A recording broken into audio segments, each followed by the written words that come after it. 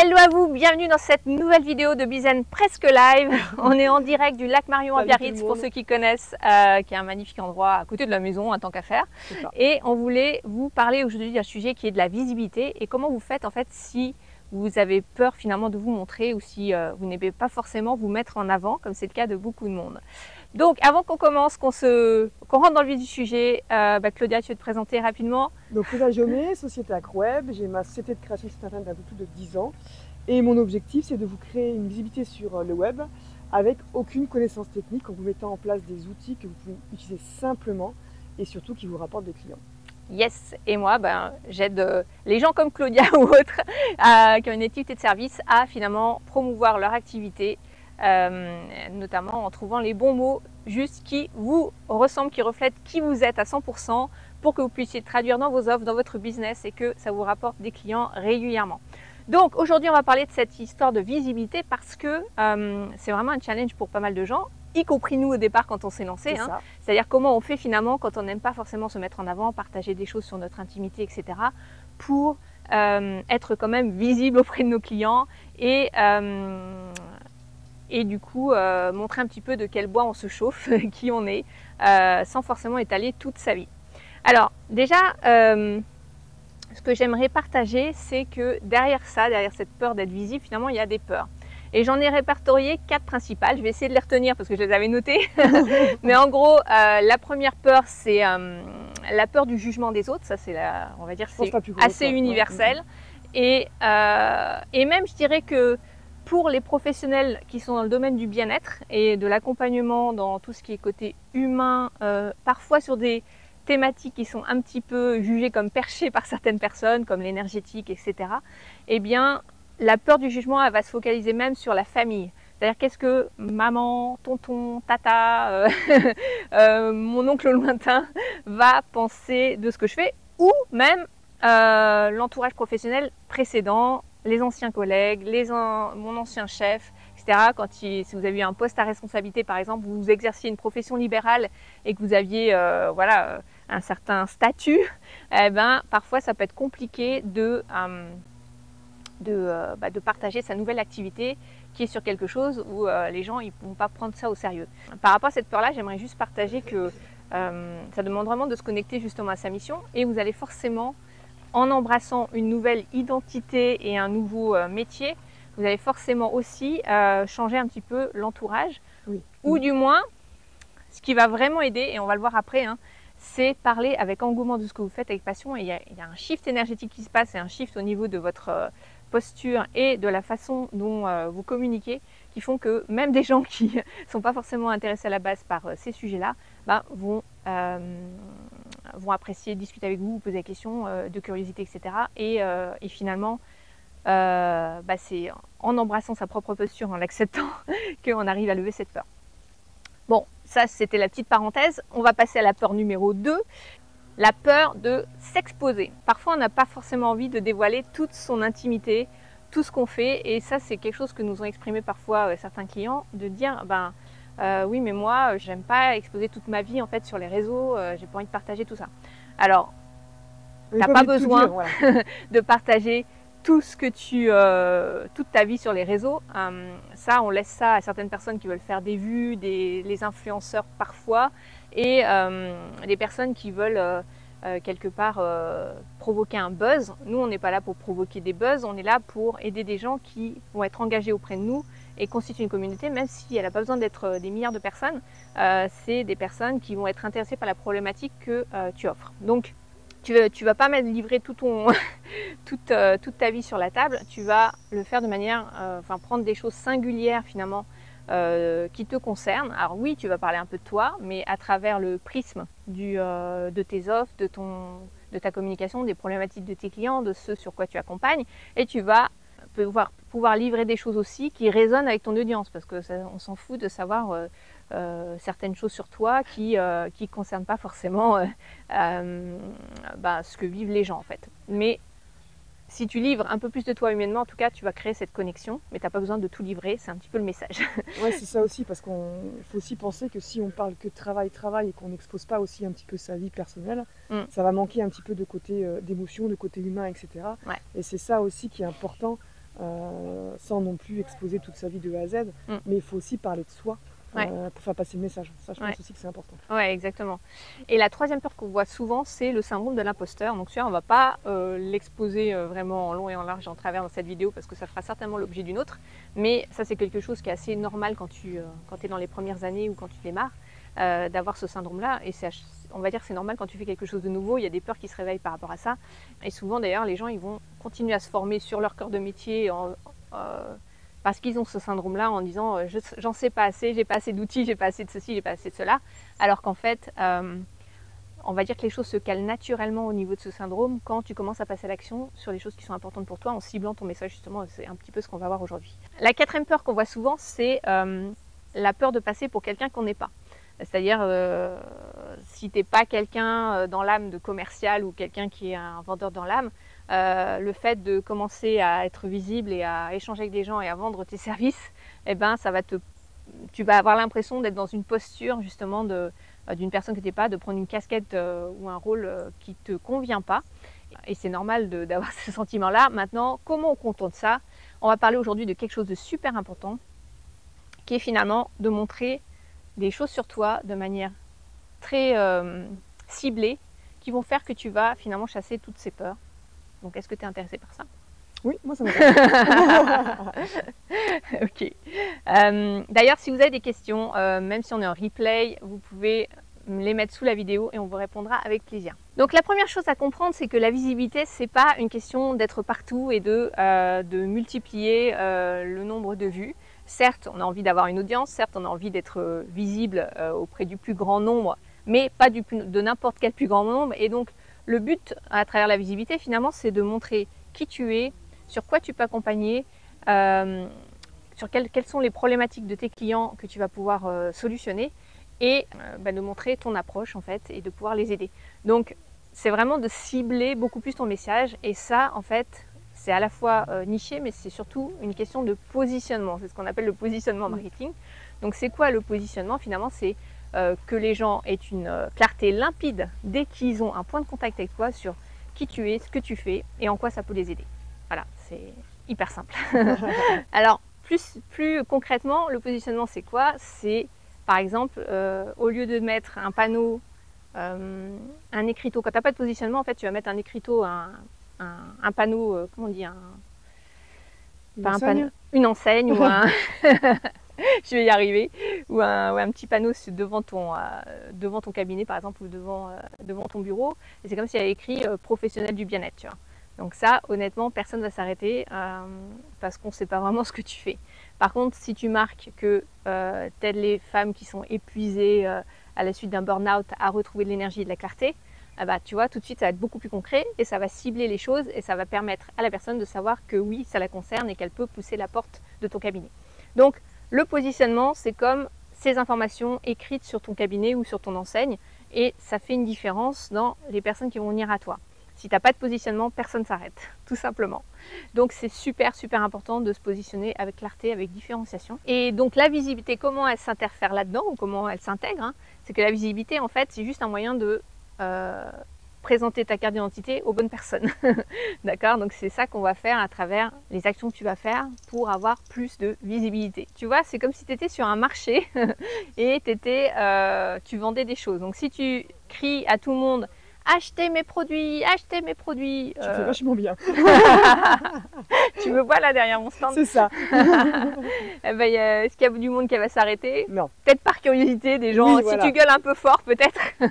Mais sinon, ça va être un petit peu compliqué pour toi de vendre des choses. Par contre, si tu dis, voilà, j'ai des pommes bio qui croquent sous la dent et qui sont hyper juteuses et goûteuses. Les amateurs de pommes, les amateurs de fruits de saison, etc., ils vont s'arrêter devant chez toi. Et pourquoi? Parce que tu auras clarifié finalement ton message, ce sera limpide ce que tu fais, et en une phrase c'est dit, et c'est clair et net. Donc voilà ce que ça fait, voilà ce que c'est la visibilité finalement, c'est le bon message devant les bonnes personnes. Oui, parce que c'est vrai que même si tu as des pommes qui sont très bonnes, si tu ne le dis pas ou si tu n'expliques pas réellement ce que tu fais et qui tu es, les gens ne vont pas le comprendre. Et même si toi, tu le sais. Et c'est souvent l'erreur qu'on fait, c'est qu'on pense simplement en disant achète ton produit, que les gens vont comprendre ce que c'est réellement ton produit ta promesse, etc. Mm. Mais en fait, loin de là. Donc c'est pour ça qu'il faut commencer différemment, en effet, en clarifiant bien son message Ouais. et son positionnement. Ça, c'est hyper important, quoi. Oui, puis pour rebondir sur ce que tu dis, sur les réseaux par exemple ou sur Internet ou même dans la vraie vie, hein, si tu répètes pas ton message plusieurs fois, avec toi tu peux avoir l'impression de répéter toujours la même chose et tu dis ouais, ça je l'ai déjà dit, mais en fait la personne en face de toi elle l'a pas vu, ou elle l'a pas entendu, ou elle l'a pas, même parfois elle l'a déjà entendu au niveau auditif, mais elle l'a pas forcément retenu. Donc si tu répètes pas ton message, parfois tu vas dire toujours la même chose mais finalement avec des angles d'approche différents, eh ben, la personne ne va rien retenir et elle va passer à côté de ce que tu lui offres. Donc, la visibilité, c'est aussi une question de fréquence et de répétition. Ça, j'ai eu du mal je ne le savais pas. Et c'est vrai que quand voilà, j'ai suivi ta formation et tu m'as expliqué tout ça, au début, je ne le comprenais pas. Oui, mais en effet, tu as l'impression, voilà, tu fais un post LinkedIn, tu refais un autre post LinkedIn et tu as l'impression de te répéter. Ouais. Et en fait, non, c'est à force justement de répéter les choses. Comme par exemple, je dis à ma fille pour ses devoirs, c'est pas en apprenant une seule fois, comme le bachotage, que tu vas réussir à apprendre, c'est en répétant. Et à comprendre surtout. Et en comprendre que tu vas réussir à faire tes devoirs et réussir tes contrôles. Et en fait, c'est la même chose pour nous, pour notre message au niveau pro. Ouais. C'est répéter ce message qui va nous permettre en fait de faire comprendre aux personnes qui on est et ce qu'on fait, quoi. Exactement. Et ça, clairement, ça vous, quand vous faites ça, en fait, ça vous évite aussi de vous comparer aux autres. Ça vous évite de vous trouver trop nul parce que finalement, vous n'allez pas embrasser ou adopter les méthodes des autres. Vous allez simplement vous positionner comme étant vous-même, avec quelque chose qui vous caractérise. Là, on a fait simple avec le vendeur de pommes, hein, mais évidemment, quand on travaille sur le positionnement d'une personne, on va aller chercher beaucoup plus loin, notamment des choses plus personnelles qui sont au fond des tripes, et pour pouvoir justement traduire ça dans l'offre et dans la façon de communiquer, et que ça vous singularise vraiment dans le sens où vous vous différenciez en étant pleinement vous-même. C'est même pas en étant différente, c'est en étant vous. Oui. Et c'est ça qui est vraiment essentiel.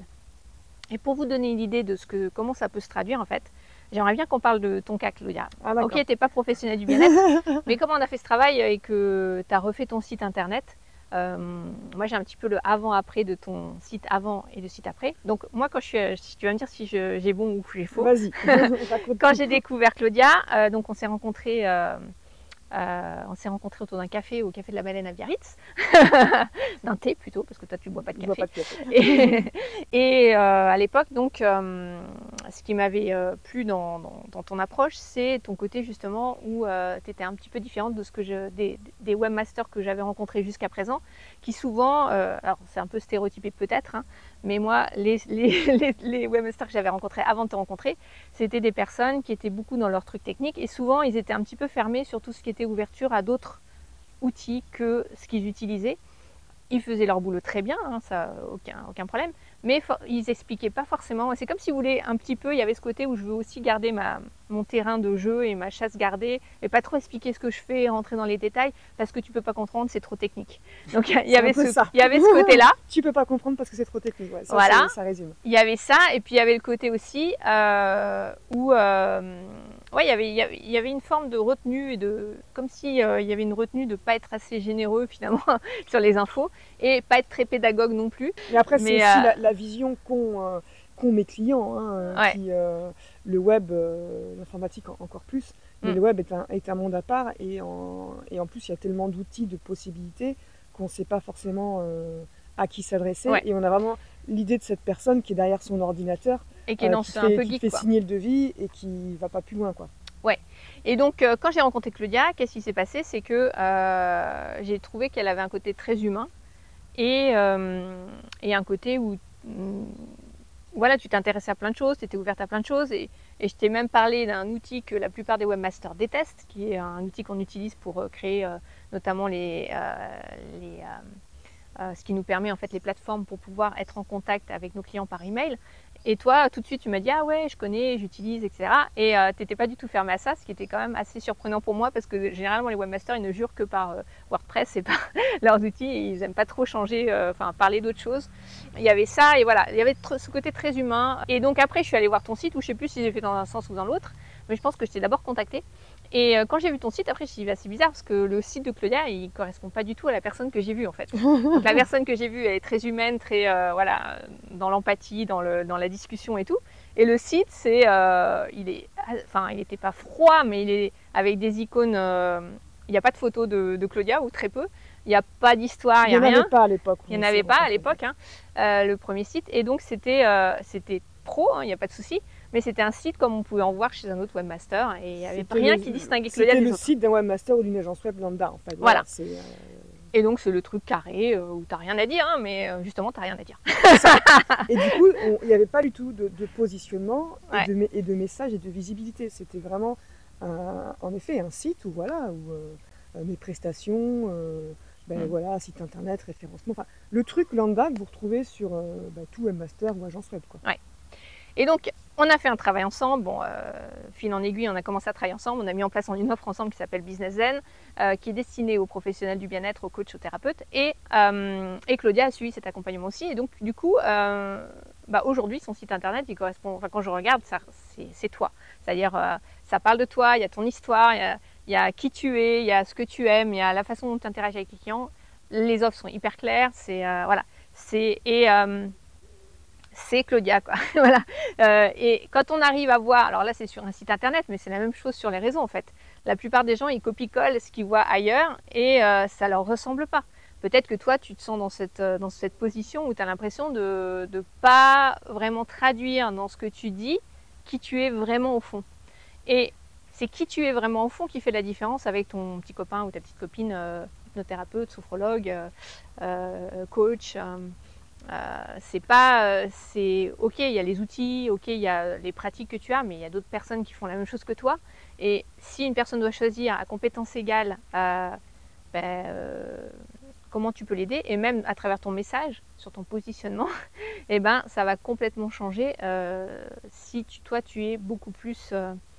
Ça va créer un pouvoir d'attraction en fait, tout simplement, qui est beaucoup plus important et qui finalement t'aide à vendre naturellement sans même avoir à prospecter, à faire des actions compliquées de communication parce que ce que tu proposes, qui tu es, c'est clair comme de l'eau de roche et les gens, ils le voient, ils le sentent, ça résonne avec eux et tu vas attirer des gens qui ont besoin de toi en fait, qui ont besoin de tes services et qui voient en toi ce dont ils ont besoin. C'est très puissant parce qu'en fait, le travail que j'ai fait avec toi, après ça peut faire aussi un petit peu peur parce qu'en fait, pour mettre en place ce positionnement et vraiment ciblé, ça demande avant un travail en profondeur sur soi. C'est-à-dire qu'on ne travaille pas que sur l'entreprise. D'ailleurs, j'étais très, très surprise lors de l'accompagnement que j'ai fait avec toi, c'est le premier travail qu'on fait, c'est sur soi. C'est sur qui on est, pourquoi on fait ça, pourquoi on fait... Et dans notre vie perso et pro, on n'est vraiment pas focalisé que sur le pro. Au début, je ne comprenais pas forcément pourquoi on faisait ça. Mais en fait, après, c'est vraiment très puissant. Parce que comme tu dis, malheureusement, on est beaucoup, en tant qu'entrepreneur, notamment quand on se lance, à regarder ce que font nos confrères, ou nos concurrents, enfin moi j'appelle plutôt ça des confrères, et à imiter. Alors je n'ai pas dit que c'était mal, hein, moi je suis la première à faire ça. Mais il y a un moment donné, ça perd... à s'inspirer. Plutôt que, voilà, à s'inspirer, c'est mieux. Mais le problème, c'est que si on ne fait pas vraiment ce travail en profondeur sur notre pourquoi, sur nos valeurs, et qu'on reste en fait comme ça, et qu'on ne va pas vraiment en profondeur, on n'a pas notre positionnement. Et c'est depuis vraiment que j'ai fait ce travail avec toi, où derrière, ça m'a complètement ouverte sur d'autres possibilités, aussi en termes d'offres, par exemple, tout simplement. Ça a clarifié mes offres, j'en ai supprimé pas mal déjà. Et c'est surtout que, moi, le point que je retiens par rapport à ça, et qui a été une révélation pour moi, c'est qu'aujourd'hui, la prospection, j'aime pas ça. J'ai horreur, le côté commercial, le machin, etc. Moi, j'ai l'impression d'être un marchand de tapis, quoi. J'ai horreur de ça. Et le fait d'avoir travaillé sur ça, c'est un truc assez extraordinaire, c'est qu'aujourd'hui, je n'ai plus l'impression de vendre. Oui. Et ça m'a enlevé une grosse épine du pied, c'est qu'aujourd'hui, je n'ai vraiment plus l'impression de vendre, en fait. C'est que je parle naturellement de ce que je fais. J'adore mon métier, j'adore ce que je fais. Et parler de mes offres, ça découle. Et j'ai plus l'impression de forcer la personne. C'est une extension de toi, en fait. Ouais, voilà. C'est devenu une extension de toi. Et c'est ça qu'on veut arriver à faire, en fait. C'est faire en sorte que votre positionnement, ce soit l'extension de vous et que ça se traduise directement dans ce que vous partagez. Et c'est là où vous n'avez plus besoin effectivement d'aller taper aux portes ou d'aller faire du démarchage ou des choses compliquées pour vendre vos services. Parce que c'est naturel. Et ça, c'est la première chose. Et la deuxième chose, comme tu l'as dit au tout début quand on s'est rencontrés, quand il n'y avait pas de photo de moi sur mon site, vous ne m'auriez jamais vu sur une vidéo. Mais il n'y en a encore pas beaucoup quand même, hein. Il y en a une, je crois. Oui, mais bon. Non, il y en a deux. Mais voilà, je faisais pas de vidéo, les posts LinkedIn c'était très plat, etc. Et le fait d'avoir creusé en profondeur, pareil, toujours sur mon pourquoi, mes valeurs, etc. Faire ressortir vraiment qui je suis et ce que je veux. Aujourd'hui, je n'ai plus de difficulté à être là, en vidéo, des fois en live, à aller dans des réseaux d'entrepreneurs et discuter réellement de ce que je fais, pourquoi je le fais. C'est vraiment le deuxième point. Le premier point, ça a vraiment été le côté je vends naturellement, c'est même plus de la vente. Et du coup, en face, ça se ressent aussi par rapport à la personne que j'ai en face, qui va plus apprécier et signer plus facilement, ça paraît bête. Et le deuxième point, c'est aussi voilà, les 4 peurs que tu as dit au début, notamment celle de se montrer et d'avoir peur du jugement, qui était pour moi une peur très très forte. Aujourd'hui, je ne l'ai plus. Et c'est vrai que pour moi, ça vient aussi d'avoir travaillé en profondeur. Ouais, en fait, je pense qu'il y a un réalignement interne. C'est comme si, enfin, c'est pas un réalignement, c'est un alignement avec ton essence, c'est un alignement avec qui tu es profondément. Et ça, en fait, ça débloque naturellement les peurs. Honnêtement, je ne sais pas comment ça opère, mais je sais que ça opère. Voilà, je le vois chez tout le monde. Je le vois chez tout le monde. Oui, parce qu'on a accompagné des personnes, notamment des personnes qui étaient vraiment très très introverties, qui ne montraient strictement rien d'eux. Aujourd'hui, quand je vois par exemple un post LinkedIn que la personne a fait il n'y a pas très longtemps, jamais j'aurais imaginé avant la formation que la personne mette un tel post. Et aujourd'hui, ça se ressent dans tout. Ça se ressent dans ses offres, ça se ressent dans sa communication, et ça se ressent, je vais le dire aussi, dans son chiffre d'affaires aussi. Donc c'est pour ça que c'est vraiment un tout. Exactement. Donc voilà, positionnement, retenez que c'est une des clés pour vous aider à transformer votre communication, transformer le niveau de vos ventes et être plus serein, plus sereine dans votre activité et même pour l'avenir, parce que derrière, ça vous donne une marge de liberté que vous n'avez peut-être pas aujourd'hui. On espère que cette vidéo vous a apporté. Si vous avez aimé, un petit pouce, vous pouvez même la partager avec des copains ou copines qui pourraient bénéficier de ce qu'on partage. Et pour aller un peu plus loin, si vous voulez avec nous, eh bien, vous pouvez vous inscrire au prochain challenge qu'on organise très prochainement. Il y a le lien sous la vidéo dans lequel on va passer à l'action et vous aider à implémenter ce qu'on partage dans les vidéos Biz & Live. Donc voilà, on espère vous retrouver en direct, c'est offert et vous avez juste à cliquer et à vous inscrire. On vous dit à très vite pour la prochaine. Bye bye. Bye bye.